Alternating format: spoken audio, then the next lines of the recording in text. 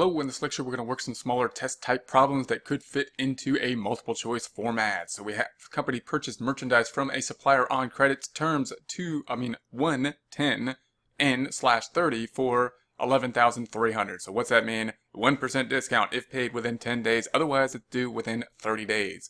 So 3 days later the company returned 1,200 of the merchandise. When recording the return transaction, the company would do what? Now, oftentimes it's good for us to think about what the first transaction is and then think about the returns. The company purchased merchandise. If we purchase merchandise on account, we would say that we are going to debit the inventory. Merchandise inventory would go up as an asset of 11,300, and we would say we didn't credit cash. Cash isn't going down. AP is going to go down. I'm just going to abbreviate that. I'm going to represent my credits with a negative. There's the debit, there's the credit, there's the journal entry. If you want to indent that, we can go to the Home tab, Alignment, and indent. So there's the journal entry. Now if we returned it, then of course we have the reverse of this, meaning the inventory that we just put on the books is now going away, and it's an asset with a debit balance, so we're going to make it go down by doing the opposite thing to it. We're going to credit inventory for the amount we returned of 2100, and then we are going to debit something, and if we had paid cash for it, you would think we'd get cash back, but we didn't pay cash yet. We are reducing the payable. So we have a payable of 11,000. We're going to debit it, reducing the payable. We no longer owe the payable at this time. Next one says company had revenues of 2,049 million, operating income of 993 million, and average assets of 1,303 million. The return on assets is what? So of course to calculate this, we have a ratio, the return on assets, that we need to calculate. And how are we going to calculate the return on assets? It's going to be the operating income over the average assets, total assets. Let's just say assets. So that's basically what we need to do then. And I'm going to go ahead and I'll merge these and I'll center that and underline it. So that's what we need. Those are the numbers we're going to need. And then of course if we plug the numbers into that formula, we have the 990 million of operating income. So I'm going to say this is going to be 993, alt enter, over the average assets, and they gave us the average, which is 1,303, and we could just divide that out. Now I just want to point out that the average asset, if you look at financial statements, you're not really going to have an average asset on there. You're not going to find average assets anywhere. What the average means is basically we're trying to find what the assets were at basically kind of any point in time throughout that period, meaning and we can try to get the average by taking the beginning asset amount divided and plus the ending average asset amount divided by 2. That's basically the average. Where are you going to get the beginning number? It's the ending of the last financial statement last year. So if they didn't give us the average asset, it's the ending balance of the prior year, which is the beginning balance of this year, plus the ending balance of this year, which is of course the amount on the balance sheet, divided by 2. So if we divide this out, we get 993 divided by 1,303, and that gives us 1. But if we go to the Home tab, Numbers, and we add some decimals, it's 0.7621. And of course if we make it a percent, move the decimal over, 62. If we add decimals again, 62%, 76.21%. Next one says, company sold inventory to a customer on credit for $4,000, terms 210N30, meaning 2% if you give us the money within 10 days, otherwise it's due in 30 days, and the cost of the inventory was $3,100. When recording the sales transaction in the sales journal, what's going to be the sales transaction? Alright, so what we're going to have here is the sale. And generally, I would break this out into thinking about it as if you're selling something without inventory, like a service, and then think about the inventory. So 2 separate journal entries, although it happens at the same point in time. So if we did that, if we think about the sales half of it, I would think is cash affected. We know we didn't get cash. We sold it on these credit terms. Therefore, what we got is an IOU, accounts receivable. I'm just going to abbreviate accounts receivable, 4,000. And what's the credit related to accounts receivable? Well, if it's a service company, if we didn't have any inventory, it would be income, revenue. In the case of this, it's that revenue account's called usually sales. Sales is the revenue or income account. We can indent that, Home, Alignment, Indent. Now, sometimes people have problems with that because they don't feel like they earned the revenue, as they do feel oftentimes when we do a service company. We, of course, record revenue when we earned it, when we did work. But the idea of us giving the inventory away, that's when we earned it. That's when we earned the revenue. Now let's think about the inventory half of it as if it's another journal entry, even though it happens at the same point in time. The inventory is going down. Inventory is an asset, so it's going to go down with a credit of 3100 because assets have debit balances, and we got to do the opposite to it to make it go down. And then we're going to debit something, and that debit will then be the expense of cost of goods sold. Cost of goods sold. So what's the net effect of this journal entry then? It would be credits going up, income minus expenses. 900 would be the net income effect of this. And I do want to point out that oftentimes people will report this if we went by the strict rule of debits go on top and credits go on the bottom, and we recognize the fact that this is one journal entry. Notice it could be written something like this: the 2 credits going on the bottom, and it all being one transaction at one point in time. Again, in my opinion, if you want to see something and it helps you to see it better, then you're better off writing it in the way that it helps you to see it better, rather than following the convention of having the debits on top and the credits on the bottom. It's best to have a better audit trail than to follow, arbitrary rule like that. So many books are now doing this, setting it up this way rather than this way, but you might see it this way. Also note that we could record this in terms of journals, so specific journals that we would put this into. This is usually done if we were recording things by hand, where we would put the items into a journal and then transpose all those into the general ledger at one point in time. Now, I would still put the journal entry out before thinking about the journal that it would go into. And the journal that we would talk about would be the sales journal, which they gave us here, the type of journal that it would go into. It's the sales journal because we're affecting sales, but it's almost more appropriate to think about it as the sales and accounts receivable journal, because if we made a sale for cash, it would not go in the sales journal. So just be careful that, of course, we're going to put it into the sales journal, and then you can just kind of read off what the debits and credits will be when you look at the types of journals. It'll tell you, well, the sales journal is going to debit accounts receivable and credit sales, and it's going to debit cost of goods sold and credit inventory. And if you just do the journal entry, you'll be able to figure that out. The tricky part about journals is to know the fact that a sales journal means sale on account, does not mean sale for cash. Next one says company sold inventory to a retailer for $1,460, receiving cash on the time of sale. The cost of inventory was $970. When recording the collection from customers in its cash receipts journal, company would do what? So again, we're thinking about this in terms of a journal, the types of journal which we would put together if we're basically using a system that is by hand, like in certain journals that we would put, and then put those into the general ledger at the end. I would still think about the journal entry to do these, of course. And so a company sold inventory. If we sold inventory, what would happen? Is cash affected? In this case, it is. Cash is going up. We got cash. We did not sell it on account.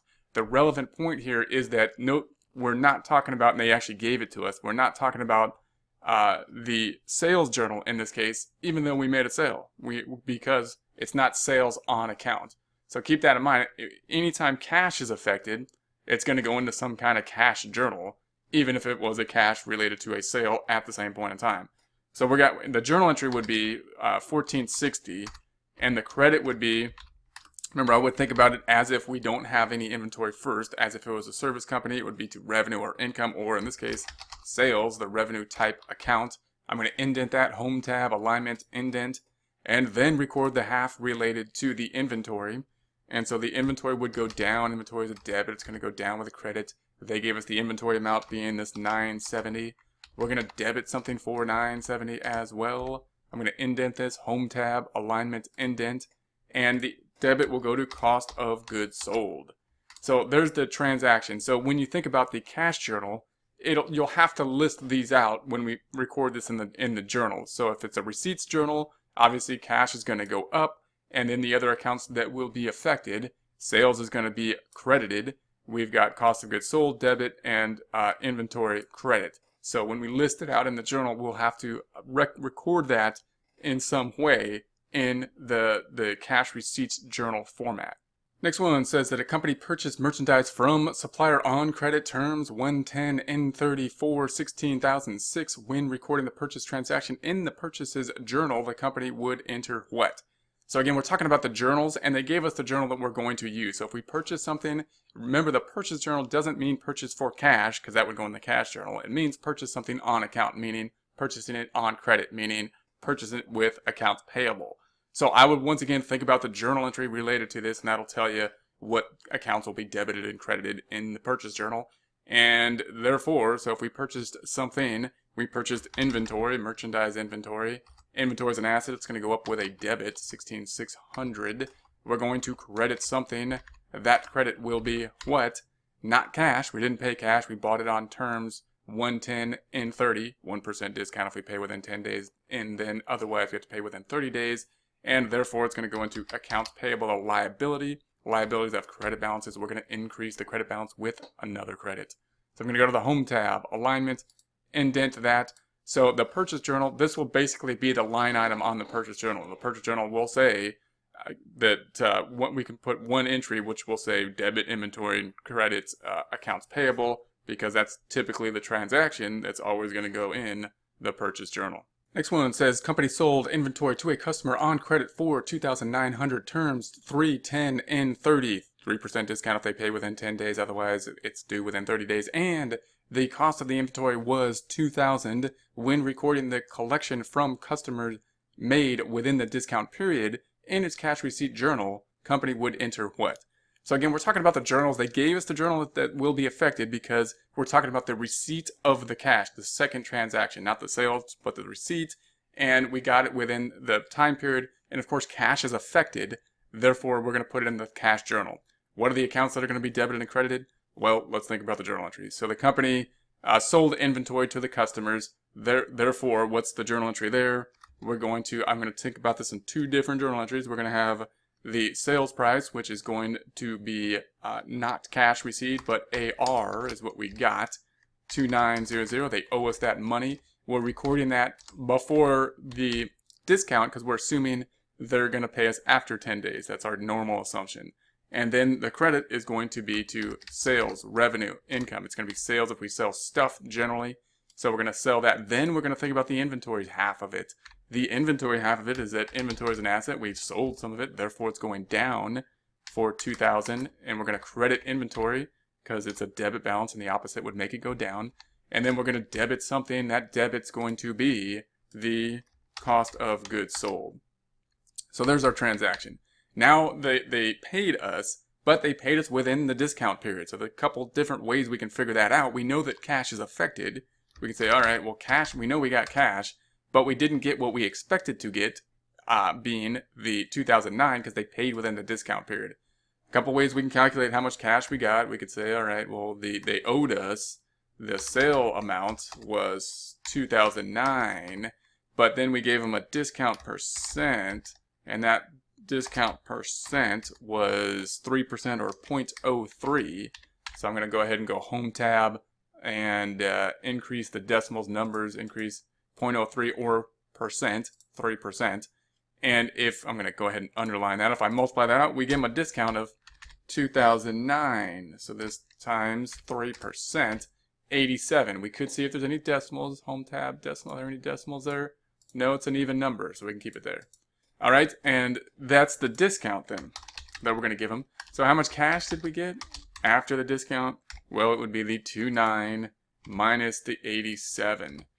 Another handy way to calculate the same cash amount here would be to just say, okay, well, the sales amount is 29. If we gave them a 3% discount, then if I make this a percentage of the sale, and I say this equals 100% minus the 3%, we got 97%. All right, that doesn't work that way. So I'm going to put this back over here. We could do it this way. This equals 100 minus 0.03, 3%. And then if I go over here, home, and I put the decimals, that's 97, percent-wise, 97%. It's handy to think about it that way. If you go into a store and you're saying, what's the sales, what am I going to pay after the discount, after the sales price, the sales amount? Well, if there's a 3% discount, you're going to pay the 100% minus 3%, and then just say, okay, it's the sales price times 97%. That's how much we're going to pay. So the actual cash paid that we're going to get in this case is going to be that 2813, and then we're going to credit the AR, the amount that is owed. And note, we cannot credit it for the 2813, even though that's what we got. We got to credit it for the full amount, 29, because that's what we're actually going to get. And we should probably actually put this down one, but then we're going to have the difference being the discount. So then we have the discount, and that of course is going to be this number minus this number, because we need another debit here. So that's going to be the sum of these, and we probably should call that sales discount. So negative sum of these, that's the sales discount, or we can calculate it to be equal to the sales price, once again, times 0.03, and then check that the debits 29 equal the credits 29, and then of course, to be proper, we should have the two debits on top. So in any case, when we list out the accounts that will be debited and credited, we got the cash will be debited in the cash receipts journal, and so we're sales discount in some way, and then accounts receivable will have to be credited in that journal.